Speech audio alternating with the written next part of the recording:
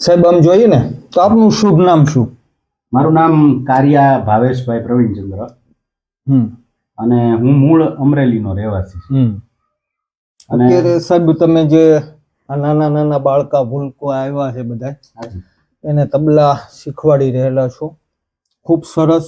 જીવનની અંદર સાહેબ જ્યારે સંગીતમાં આપણે છે 3 શબ્દો. હાજી, સંતના સંગી બનીને જે ગીત, હા, એની અંદર આ સંગીત પીરસવાનું હોય છે અને સંગીત વિનાનું કોઈ પણ કાર્યક્રમ, કોઈ પણ પ્રોગ્રામ અધૂરો હોય છે. ખૂબ સરસ છે કે અત્યારે આમ જોઈએ ને તો તમારો દરબાર ભર્યો છે. હાજી, આ તબલા વાદક જેટલા શીખવા વાળા છે, નાના નાના ભૂલકાઓ, કે ભાઈ તારી ઉંમર કેટલી થઈ બેટા? 7 વર્ષ. ને તારી ઉંમર 16 વર્ષ. 7 વર્ષથી 16 વર્ષના બાળકો છે. ભાઈ તમે કઈ રીતના રિયાઝ કરાવો છો, શીખવાડો છો બાળકોને? એમાં એવું છે કે છોકરાઓ દર રવિવારે આવે છે. મારે રવિવારે ટાઈમ હોય, બાકીના દિવસો મારે સ્કૂલ હોય, એટલે રવિવારે સવારે 10 વાગે અહીંયા છોકરાઓને શીખવાડવા માટે આપણે આ ક્લાસ રાખ્યો છે 10 થી 11. બરાબર. હવે એની અંદર નાના છોકરા જેને લખતા વાંચતા આવડતું હોય ત્યારથી માંડીને 80 વર્ષ કે 90 વર્ષના પણ મારી પાસે શીખવા માટે આવી શકે. બરોબર છે. હવે સાહેબ જો કે હંમેશા એવું હોય છે કે મફતની કોઈ કિંમત હોતી નથી, એટલે તમે કદાચ આ ક્લાસ જે શરૂ છે એની અંદર બાળકોની ફી પણ લેતા હશો. શું ફી લ્યો છો સામાન્ય રીતે 4 રવિવાર આપણે કલાક શીખવાડીએ અને બાળકોને 500 રૂપિયા જે નોમિનલ ફી કહેવાય, જે પોસાય એવી ફી આપણે રાખીએ. એની અંદર પણ એવું બનતું છે સાહેબ કે અમુક ગરીબ બાળકો આવતા હશે, એમની ફી માફી પણ હશે. રાખવું પડે, કારણ કે મફતની કોઈ કિંમત હોતી નથી. તો કાલ સવારે તમારી કિંમત ન થાય. હવે સાહેબ તમે તમારા અત્યારે ઉંમર કવડી થઈ? મારી ઉંમર 51 થઈ. સાહેબ જે 51 વર્ષની ઉંમરમાં તમે કેટલા વર્ષથી આ તબલા વગાડો છો? હું લગભગ 8-9 ધોરણમાં હતો ત્યારથી હું તબલા વગાડવાનું ચાલુ છે અને આજ દી સુધી હજી શીખવાનું ચાલુ જ છે. સેબાની અંદરથી કોઈ સરકારી નોકરી કાંઈ મળી શકે આ બાળકો જેટલા તમારી પાસે શીખવા આવતા હોય કદાચ કાલ સવારે, તો શું એના માટે શું છે? આની અંદર તબલામાં છે ને બહુ મોટો સ્કોપ છે નોકરી માટે. કેમ કે આની અંદર છે ને 7 પરીક્ષા આવે છે. પ્રારંભિક થી ચાલુ થાય, પ્રારંભિક, પછી પ્રવેશિકા પ્રથમ, પ્રવેશિકા પૂર્ણ, મધ્યમાં પ્રથમ, મધ્યમાં પૂર્ણ, ઉપાંત્ય અને વિશારદ. એમ 7 પરીક્ષા આવે અને છેલ્લી વિશારદની જે પરીક્ષા પાસ કરેલી હોય એ લોકોને તબલામાં શિક્ષક તરીકેની નોકરી મળે છે. સરસ. એની અંદર સર એજ્યુકેશન કેટલું જોઈએ? એજ્યુકેશન અત્યારે 10 થી 12 ધોરણ ભણેલો હોવો જોઈએ. સરકારી નોકરી માટે એમાં એપ્લાય કરી શકે. સરસ. એટલે એવું પણ નથી કે જેટલા બાળકો તબલા શીખતા હોય ને એ એક જાતની આપણી રોજગારીની પણ તક સારી છે, સરકારી જોબ પણ મળી શકે છે. આમાં ઘણા વાલીઓને એમ હોય કે ભાઈ તબલા મારા છોકરાને, દીકરીઓને તબલા શીખવાડીને શું ફાયદો છે? પણ આ એક સરકારી નોકરીનો સ્ત્રોત છે, એક આપણે માટે ખુલી શકે છે આવકનો સ્ત્રોત પણ. ખૂબ સારી વાત કહેવાય. ઘણા મા બાપ આનાથી અજાણ પણ હશે કે ભાઈ તબલા શીખીને કાંઈ નથી, પણ સંગીત છે ને, સંગીત. તું બેટા કેટલા વર્ષથી અહીંયા આવીશું? કેટલા સમયથી? 2-3 મહિના. મજા આવે છે શીખવાની? કેટલામું ભણશો? 8મું. કઈ સ્કૂલમાં? બરોબર. તારા વાલી શું કામ કરે છે? કડિયા કામ કરે છે. ખૂબ સરસ. આની અંદર તને રસ હશે, ઘેરે તબલા પણ લીધા હશે. ખરેખર આપણા દેશની અંદર સાહેબ ઘણા એવા નામી કલાકારો, નામી હસ્તીઓ પણ થઈ ગઈ. એની અંદર આપણે નામ લઈએ તો મરહુમ ઝાકીર હુસેન સાહેબ પણ છે. અત્યારે પણ સાહેબ ઘણા એવા આપણા હશે કે જે સંગીત પીરસી રહેલા. એમાં તબલા વાદકમાં સાહેબ નામ કોના અમર છે અત્યારે હાલમાં? હાલની અંદર આપણા જે ભારતના કોહિનૂર હીરા જેને કહી શકાય, જેનું દુનિયામાં નામ છે, એવા ઉસ્તાદ ઝાકીર હુસેનના નાના ભાઈ છે ઉસ્તાદ ફઝલ કુરેશી. એનાથી બીજા એક ભાઈ છે, એનું નામ છે તૌફિક કુરેશી. એવી જ રીતે પંડિત નયન ઘોષજી, પછી અમારે હું જેમની પાસે અત્યારે શીખું છું, તાલીમ લઉં છું હજી, હા એ છે સાહિલભાઈ પટેલ કરીને છે, અમદાવાદમાં શીખવાડે છે અને ખૂબ જ એનું સારું કામ છે અને કેટલા છોકરાઓ સ્ટુડન્ટો તૈયાર કરે છે. એટલે અહીંનો જ આપણા છોકરો ધૈર્ય જોશી કરીને મારી સામે જ રહે છે, બાજુમાં શિવનગરમાં સામે જ રહે છે.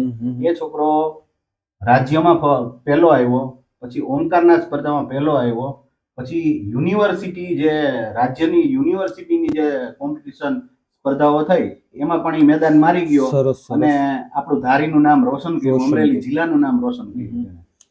ઠીક છે, ખૂબ ખૂબ સરસ. તે સિવાય પણ સાહેબ આપણા ધારીની અંદર કોઈ એવા બાળકોમાંથી પણ હોનાર બાળકો છે એની અંદર તમે ખાસી સારી એવી મહેનત કરો છો એવું સાંભળ્યું છે, આજે તમારી મુલાકાત પણ લીધી.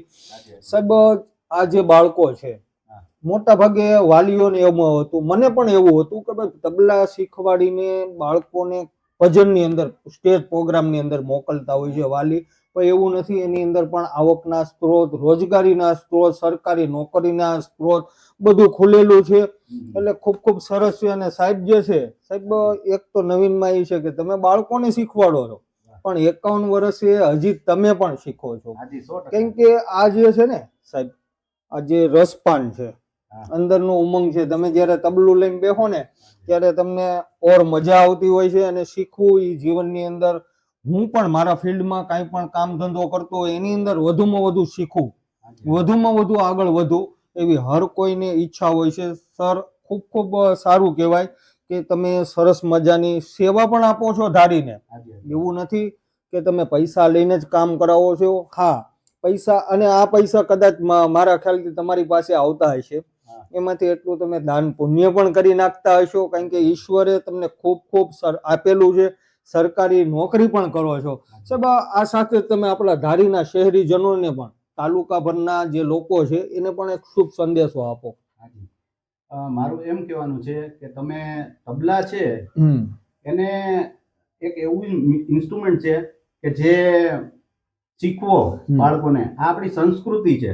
જેમ કેમ ફોરેનર્સ હોય તો ફોરેનર્સ ને કોઈને કઈક વસ્તુ વગાડતા આવડતી હોય, જેમ કે કોઈને ગિટાર આવડતો હોય, કોઈને કોંગો આવડતો હોય, કે કોઈને બોંગો આવડતો હોય, કે રોટો ડ્રમ આવડતું હોય, ઓક્ટોપેડ આવડતું હોય. એમ આપણા જે સાઝ છે, આપણા કે જે તબલા છે, હાર્મોનિયમ છે, ફ્લૂટ છે, ગિટાર છે, સિતાર છે, મેન્ડોલિન છે, એવા બધા ઇન્સ્ટ્રુમેન્ટ શીખવો, ગાયન શીખવાડો બાળકોને. જેનાથી શું થાય કે આપણી સંસ્કૃતિ જીવિત રહે. એટલે આની અંદર અલગ અલગ તાલ હોય છે, બરાબર છે? કેમ કે તબલું છે એ તાલ વાદ્ય છે અને આની અંદર જુદા જુદા, જેમ કે દાદરા છે, તાલ દાદરા હું તમને વગાડી બતાવું કે એના બોલ છે ધા ધીમ ધીમ ધા ધીમ ધીમ ધા ધા ધીમ ધીમ ધા ધીમ ધીમ ધા ધીમ ધીમ. પછી તાલ દાદરા, પછી તાલ કેરવા છે. તો કેરવાની અંદર આપણે વગાડીએ તો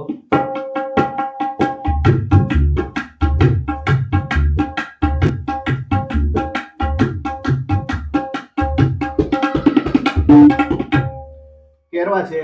પછી તાલ હિંચ છે. તો તાલ હિંચ આપણે બહુ પ્રચલિત તાલ છે.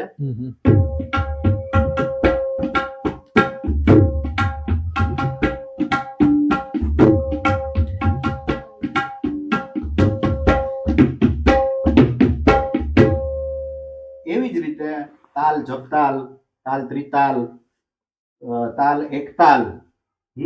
તો તાલ ત્રિતાલ છે તો એના બોલ છે ધા ધીમ ધીમ ધા ધા ધીમ ધીમ ધા ધા ધીમ ધીમ ધા ધા ધીમ ધા ધા ધીમ ધીમ ધા ધા ધીમ ધીમ ધા ધીમ ધીમ ધા ધા ધીમ ધીમ ધા. એવી જ રીતે તાલ એકતાલ છે તો એના બોલ છે ધીમ ધીમ ધા પ્રકટુન્ના કત્તા ધા પ્રકટિન્ના.